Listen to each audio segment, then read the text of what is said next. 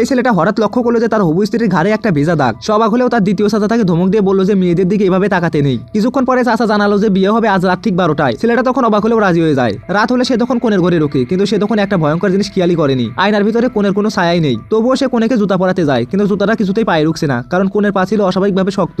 শেষে জোর করে জুতাটা পরিয়ে দেয় সে। এরপর সে কোণেকে পিঠে তুলে নেয়, কিন্তু তখনই সে বুঝতে পারে যে কোণের শরীর অস্বাভাবিকভাবে হালকা, যেন ওজনই নেই। কোণে শুধু বলে যে আমি কম খাই তাই হালকা লাগছে। বিয়ের আসরে তারা যখন দ্বিতীয় প্রণাম করতে যাবে, হঠাৎই কোণের বাবা থামিয়ে দিয়ে বললো যে সরাসরি স্বামী স্ত্রীর প্রণাম করো, তারপরে খেতে বসো। হঠাৎ কোণে যখন মাথা নিচু করলো, তখনই একটা হাড় ভাঙার মতো শব্দ শোনা গেল। চারপাশে সবাই তখন চুপ। চাচা তখন তাড়াতাড়ি কোণেকে ঘরে পাঠিয়ে দিল। ঠিক তখনই ছেলেটার বন্ধু দৌড়ে এসে বললো যে তোর বউ ঠিক না। গতকাল আমি দেখছি ওদের বাড়ির লোক বটগাছের নিচে একটা কাগজ পোড়াচ্ছিল আর কাঁদছিল আর বলছিল যে মেয়েটার মৃত্যুটা নাকি অন্যায়। বন্ধু তখন আরো জানালো যে ওরা একটা লাল দড়ি দিয়ে বাঁধা কফিন বের করেছে, যা শুধু অস্বাভাবিক মৃত্যুর মানুষের জন্য করা হয়। এইবার ছেলেটার তখন সব মনে পড়ে। ড্রাইভার তাকে বলেছিল যে গ্রামে গিয়ে কাউকে বিশ্বাস করো না, কিন্তু সে শোনেনি, কারণ এই বিয়েতে কোনো খরচ নেই, বরং 88,000 টাকা ছিল যৌতুক। এখন সে বুঝতে পারে যে রাতের বিয়ে আয়নায় ছায়া নেই, সবই ছিল অস্বাভাবিক। বন্ধু তখন তাকে একটা বোতল দিল আর বললো যে এই পানি চোখে দিলে নাকি ভূত দেখা যায়। এদিকে চাচা সবাইকে দিয়ে তাকে জোর করে তখন কনের ঘরে পাঠিয়ে দেয়, আর তার হাতে ছিল সেই বোতল। আর তখন তার বুক ধরপড় করতে থাকে। সে তখন ধীরে ধীরে দরজা খুললো এবং সে ঠিক করলো আজ সে নিজের চোখে দেখবে যে তার বউ মানুষ নাকি অন্য কিছু।